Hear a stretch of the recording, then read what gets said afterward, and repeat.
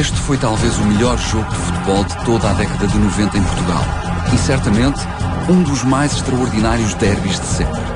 Golos, emoção, entrega, espetacularidade, incerteza, um passado recente por resolver, um futuro próximo por decidir. Épico, empolgante e inesquecível. No Sporting Benfica de maio de 1994, coube tudo aquilo que o futebol pôde sonhar. De tão célebre, basta dizer que o resultado, para que toda a gente saiba do que se está a falar, o 6-3 ou o 3-6 para os mais rigorosos. Mas este jogo foi muito mais do que um resultado invulgar. Foi, entre muitas outras coisas, o dia em que João Vieira Pinto foi um deus passando por Lisboa, recordando entre a chuva o sublime contorno da perfeição. Este é daqueles jogos em que, quando nós somos miúdos e sonhamos em ser jogador de futebol e começamos a imaginar as jogadas que podemos fazer dentro de um jogo, depois as pessoas a acarinharem-nos, a abraçarem-nos, no fundo somos sempre os heróis nos nossos sonhos. E este jogo foi de facto um sonho.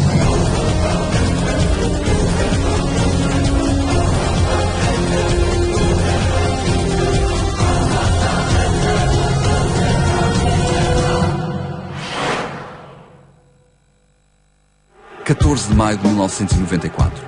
Quando os jogadores de Benfica e Sporting sobem ao relevado do velho estádio de Alvalade, ninguém pode imaginar o que está para acontecer.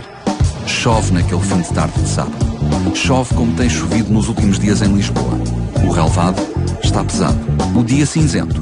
Os cabelos e as roupas dos jogadores, rapidamente ensopados, dão-nos um ar de gladiadores entrando na arena. Eu lembro que estava uma grande noite de chuva em Alvalade. A equipa do Sporting era, na altura, de longe, no seu cômputo geral, os 11 jogadores em campo eram bastante mais afamados e tinham muito mais a pôr em prática do que a equipa, o 11 do Benfica. Jogadores como o Figo, como o Capucho, como uma época também dourada que fez parte das camadas do Sporting. Nada faria prever aquilo que aconteceu naquela noite. As bancadas não encheram por completo. O mau tempo furou a expectativa de lotação esgotada. Fora do estádio, alguns candongueiros aflitos tentam vender bilhetes abaixo daquilo que eles próprios pagaram por eles. Mesmo assim, os responsáveis leoninos podem gabar-se de uma receita de 85 mil contos, 425 mil euros em moeda de hoje. Dentro e fora do recinto, é possível perceber o grande dispositivo de segurança que foi montado. 750 agentes, um número que batia o recorde das forças policiais destacadas para um evento desportivo em Portugal. Não é difícil de perceber que há muita coisa em jogo nesta tarde-noite. Sporting e Benfica decidem o título de campeão nacional. É o jogo do ano. À entrada para esta 30ª jornada, o Benfica era líder do campeonato. No entanto, tinha deixado o Sporting aproximar-se nas últimas semanas. Agora, um só ponto separava as duas equipas. A 5 jogos do fim, o derby tornava-se absolutamente decisivo. O Benfica tinha atravessado uma crise muito grande na época de 92-93, com a saída de 2 jogadores para o Sporting, que podiam ter sido mais. Foi estancado a tempo pelo presidente Jorge Brito, a saída de mais jogadores, mas saíram 2, um deles importante. E essa época ninguém imaginava que o Benfica pudesse recuperar o título. O Benfica já não era campeão há 2 anos, tinha sido campeão em 91, em 92 e em 93 não foi campeão, e esperava-se que o Benfica recuperasse o título, não ficasse 3 anos sem conquistar um campeonato, e de facto essa época foi muito importante. Foi um jogo carregado de emoções por várias razões. Era um jogo que valia o título, era em Alvalade. Nós não vínhamos de grandes resultados. Enfim, a expectativa era muito elevada, não só para os sportinguistas, mas também para os benfiquistas, porque era um jogo que era no estádio de Alvalade e se nós perdêssemos esse jogo, praticamente o Sporting passava à nossa frente e o Sporting era capaz de ser campeão. Embora líder, o Benfica não é apontado como favorito no jogo. É verdade que lhe basta um empate e o Sporting precisa de uma vitória, mas as equipas não se encontram exatamente em igualdade de circunstâncias. Os Leões têm a seu favor o fator casa, o fato de atravessarem um excelente momento de forma e um elemento mágico em futebol, a moral. Os verde e brancos não podiam estar mais confiantes. Pela primeira vez em 12 anos, entram na reta final do campeonato com grandes hipóteses de alcançar o título. O Benfica vai em desvantagem, porque se o Sporting conquistasse os 2 pontos, na altura penso que eram ainda 2 pontos, seria praticamente campeão. E, portanto, foi um jogo em que só a vitória interessava ao Benfica, mas não foi só uma vitória, foi uma vitória expressiva, 6-3. É um campeonato que é discutido, como tantos outros, como 97% deles com o Foco do Porto e com o Sporting.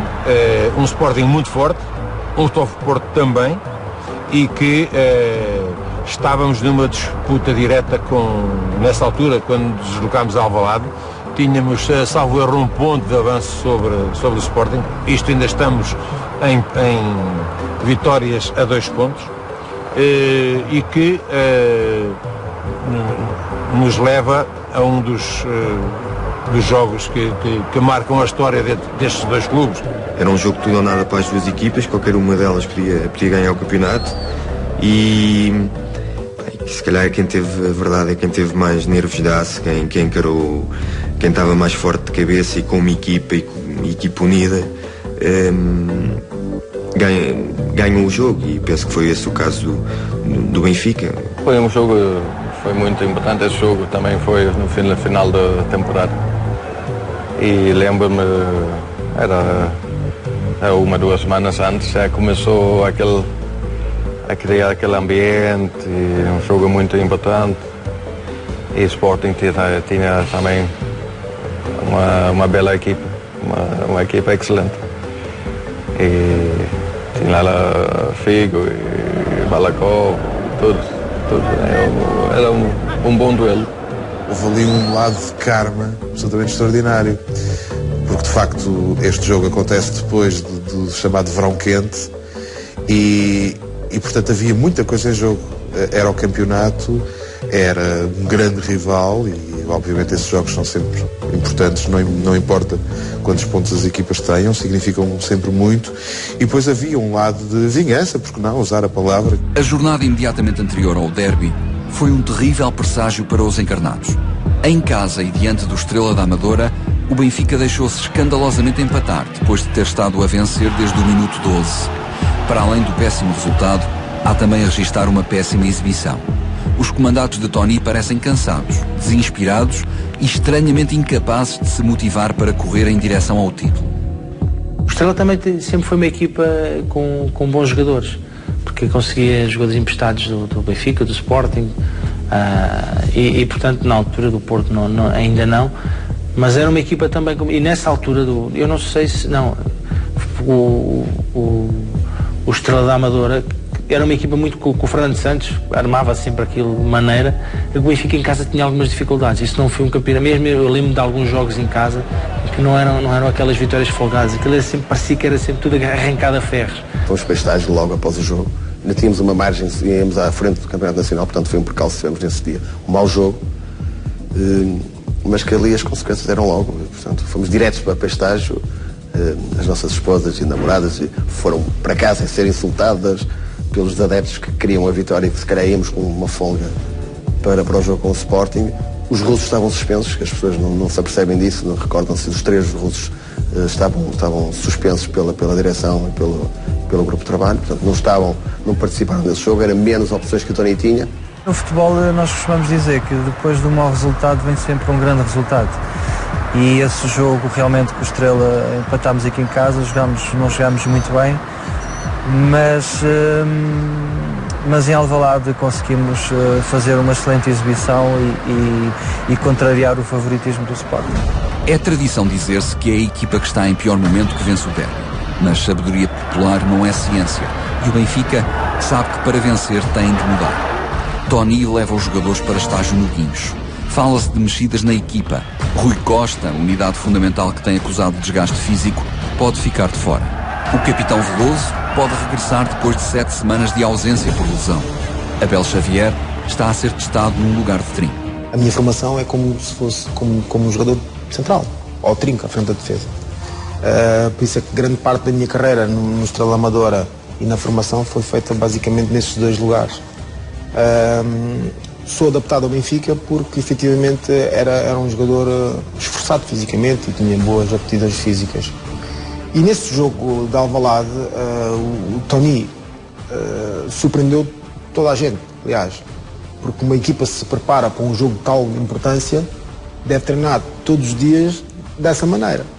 Portanto, nós treinamos de uma maneira aquela semana antecedente aos 6-3 e só no dia do jogo é que o Tony decidiu mudar.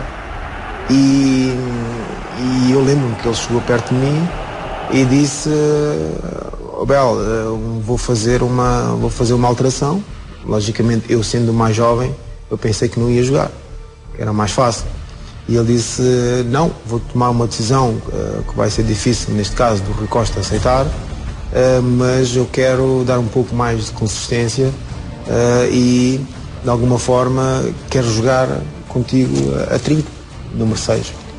E eu penso que foi a partir desse jogo que de alguma forma deu uma dimensão de um jogador mais consolidado como trinco, e essa posição preenchia-me bastante. No entanto, para compreender inteiramente todas as emoções implicadas à entrada para este grande jogo de 14 de maio, é preciso recuar até ao verão anterior, o verão de 1993. O Benfica tinha salvo a época 92-93 sobre a linha final. Depois de um terrível começo com Tomislav Ivic, Tony tinha assumido o comando técnico da equipa. Pela segunda vez na carreira, o técnico português conseguia dar a volta a um transatlântico em movimento e encaminhá-lo para o rumo certo. Com o campeonato perdido, o Benfica venceu a taça com brilhantismo, desfeiteando o Boa Vista por 5-2 numa final de grande espetáculo. Mais do que isso, tinha preparado uma equipa para atacar o ano seguinte. Paulo Futre, João Vieira Pinto, Rui Costa, Vítor Paneira, Rui Águas, Schwartz, Mozart ou Isaías eram só alguns dos nomes do imenso talento que abundava na Luz. Mas de repente, o verão torna-se surpreendentemente quente, escaldante. Naquele banco estavam 5 jogadores de luxo.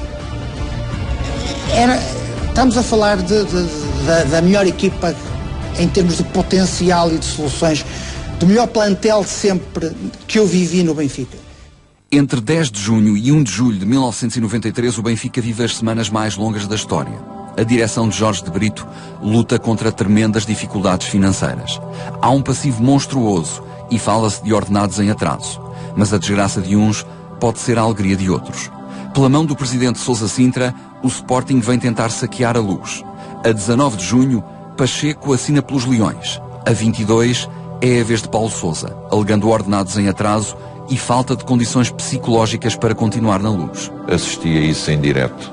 Estávamos numa reunião de órgãos sociais, portanto, Assembleia Geral, Direção e Conselho Fiscal, quando veio o Telex a dizer que esse jogador começou pelo Paulo Sousa, se não estou em erro, tinha rescindido o contrato. Foi sabe o que é ter 25 pessoas à volta de uma mesa, uma pessoa entrar a ler o Telex, o fax, já não me lembro, talvez fax já, e o silêncio mortífero durante 1 ou 2 minutos, ninguém estava à espera, aquilo foi um baque. A 24 de junho diz-se que é João Vieira Pinto, nada mais nada menos que a joia da coroa, que acaba de trocar a Luz por Alvalade. Fala-se de mais jogadores, de Rui Costa e Futre. As notícias sucedem-se em turbilhão. É o fim. Sente-se que qualquer um pode entrar na Luz e sair com o que quiser. O Benfica parece à beira do colapso. Pelas ruas e cafés a mesma pergunta: como pôde o grande Benfica, 90 anos de história, milhões de adeptos, chegar a isto? Talvez a destabilização financeira tivesse tido influência e depois é o mercado, não é? E o mercado aí teve muita influência, porque já havia poder económico, que pudesse haver concorrência, e isso são aquelas coisas que são as coisas feias do futebol. Quando tudo parecia perdido, Jorge de Brito contra-ataca. Rui Costa continua de pedra e cal na Luz. Futre sai, sim, mas vendido para o Marselha a troco de um importante encaixe financeiro. Quanto a João Pinto, é resgatado numa missão supersónica. O presidente encarnado vai pessoalmente buscar o atleta à Espanha, onde se encontra com a família e assina novo acordo entre ele e o Benfica a altas horas da madrugada. No dia seguinte, João